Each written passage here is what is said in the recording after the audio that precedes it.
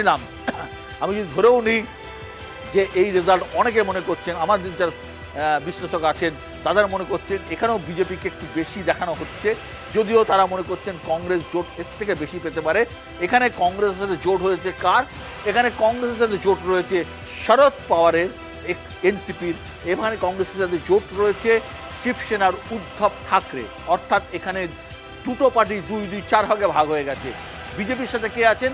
BJP আসবো রাজস্থানে সদ্য নির্বাচন হয়ে গেছে, মোহন শর্মা মুখ্যমন্ত্রী হয়েছেন। মোহন শর্মা ব্রাহ্মণ মুখ, মাত্র 1-1.5% ভোটের ব্যবধানে বিজেপি রাজস্থান দখল করেছে।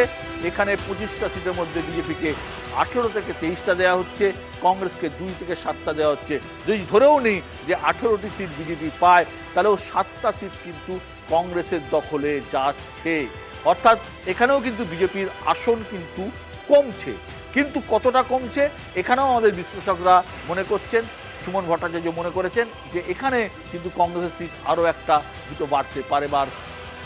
আসবো মধ্যপ্রদেশ, এখানেও ক্ষমতায় বদল হয়েছে। শিবরাজ সিং চৌহান মুখ্যমন্ত্রীর পদ থেকে চলে গেছেন, নতুন মুখ্যমন্ত্রী এসেছেন। এখানেও কিন্তু বিজেপি 26 থেকে 29টি সিট ধরে রাখছে, কংগ্রেস 3টি সিট পেতে পারে। যদিও 2019-এর লোকসভা নির্বাচনে যদি আমরা দেখি, একমাত্র কংগ্রেসের একটি সিট ছিল ছিন্দওয়ারা, যেখান থেকে কমলনাথের ছেলে নকুল নাথ জয়ী হয়েছিলেন ছিন্দওয়ারা সিট থেকে। এখানে কিন্তু কংগ্রেসকে 3টে সিটও পেতে পারে কংগ্রেস বলে মনে করা হচ্ছে। ছত্তিশগড় 2023-এর বিধানসভা নির্বাচনে মনে করা হচ্ছিল কংগ্রেস যদি একটাই স্টেট ধরে রাখতে পারে, তার নাম ছত্তিশগড়, সমস্ত হিসেব নিকেশ বুথ ফেরত শ্রমিককে উল্টে দিয়ে ছত্তিশগড় দখল করেছিল বিজেপি। এইটা কিন্তু এই বুথ ফেরত শ্রমিকরা সব থেকে বড় ব্যর্থতা গত বছরই হয়েছিল। তার কারণ আমার মনে আছে যে ছত্তিশগড় কিন্তু যে উল্টে যাবে সেটা কিন্তু কেউ ভাবতে পারেনি। ছত্তিশগড়ে 11টা সিট, বিজেপি 9 থেকে 11টা পেতে পারে, কংগ্রেস 2টি পেতে পারে। এখানে কংগ্রেসের সব থেকে বড় ব্যর্থতা হচ্ছে বস্তার রিজিয়ন যেটা আছে, সেখানে আদিবাসী ভোট প্রচুর। এই আদিবাসীদের মধ্যে কংগ্রেসের জনপ্রিয়তা হ্রাস পেয়েছে এবং এই আদিবাসী ভোটটা পুরোটাই বিজেপিতে শিফট করেছে। তার ফলে কিন্তু এখানে একটা বড় সংখ্যক আদিবাসীরা বিজেপির সঙ্গে গেছেন বলে এবারে কতটা যাবেন এবং যাবেন বলেই মনে হচ্ছে বুথফেরত সমীক্ষায়। তার কারণ 9 থেকে 11টা সিট বিজেপির পক্ষে যাচ্ছে। আসাম 14টা সিট, এই 14টা সিটের মধ্যে বিজেপির পক্ষে 10 থেকে 13টা যেতে পারে, কংগ্রেসের পক্ষে 2 থেকে 5টি যেতে পারে। গত 2019-এর নির্বাচনে আসামে বিজেপি পেয়েছিল 9টি সিট, এবারে কিন্তু খারাপ হলে 1টি বাড়তে পারে, ভালো হলে 13টি হতে পারে। আসামের মুখ্যমন্ত্রী হিমন্ত বিশ্ব শর্মা, তিনি শুধু আসামের মুখ্যমন্ত্রী নন, তিনি গোটা নর্থ ইস্টেরও বিজেপির পক্ষের মুখ। তিনি দাবি করছিলেন যে সবকটা সিট তিনি জিতবেন এবং আসামের অন্যান্য পাশাপাশি রাজ্য রয়েছে, সেখানে মেঘালয় এবং নাগাল্যান্ড, মণিপুর সবটাই তিনি নিয়ন্ত্রণ করেন। এখানে আদার্সও একটা দেখানো হচ্ছে, সম্ভবত এই জায়গাটা ওয়েসি হতে পারে, ওয়েসি মাফ করবেন, এটা বদরুদ্দিন আজমল হতে পারে। টোটাল এগুলো আগে দেখিয়েছি, এবার নতুন কি আসো দিল্লির রেজাল্ট। দিল্লিতে 7টি সিট, বিজেপির পক্ষে 5 থেকে 7, কংগ্রেস জোটের পক্ষে 0 থেকে 2, অর্থাৎ 7-এ 7 ছিল বিজেপি, সেখান থেকে বিজেপি 2টি কমছে। এখানে কিন্তু আপের সঙ্গে কংগ্রেসের জোট হয়েছে। গোটা ভারতবর্ষের মধ্যে একমাত্র এই স্টেটে এই মুহূর্তে 4-3 ফর্মুলায় জোট হয়েছে আপের সঙ্গে। দিল্লির শাসক হচ্ছেন, মুখ্যমন্ত্রী হচ্ছেন অরবিন্দ কেজরিওয়াল।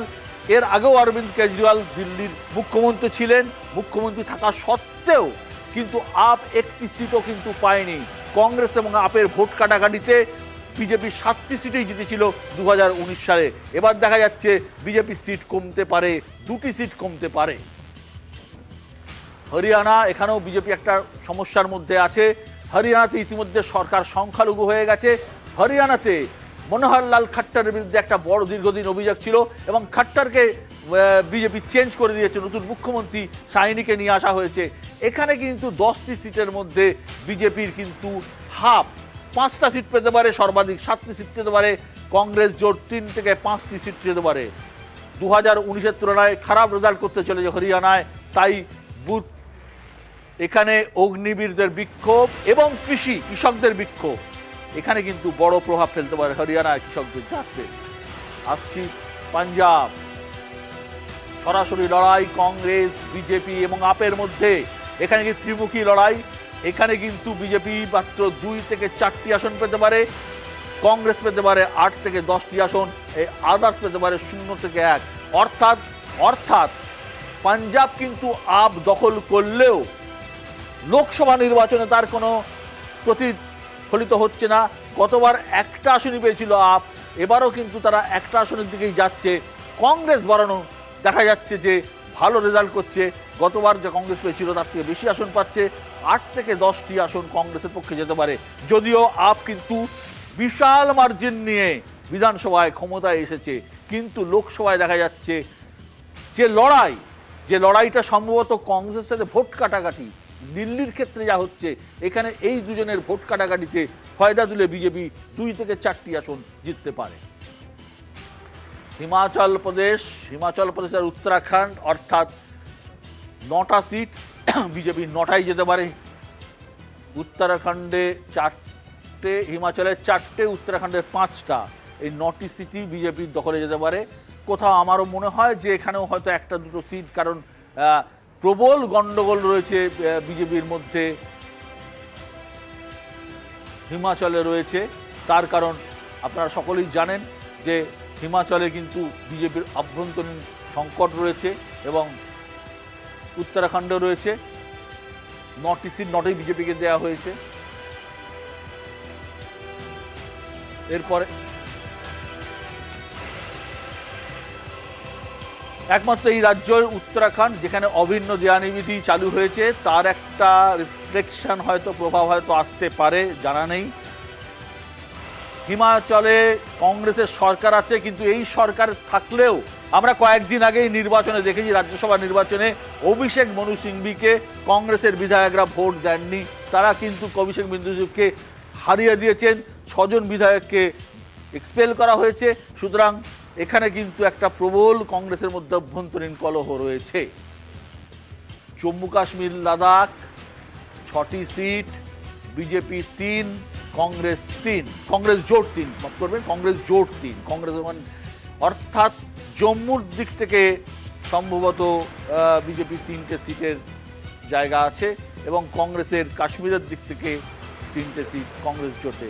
টোটাল প্রায় আমরা 400-র কাছাকাছি চলে এসেছি মনে হচ্ছে। একবার প্লিজ দেখাও টোটাল। হ্যাঁ, 396টা আসন আমরা ইতিমধ্যেই বুথ ফেরত সমীক্ষা দেখাচ্ছি।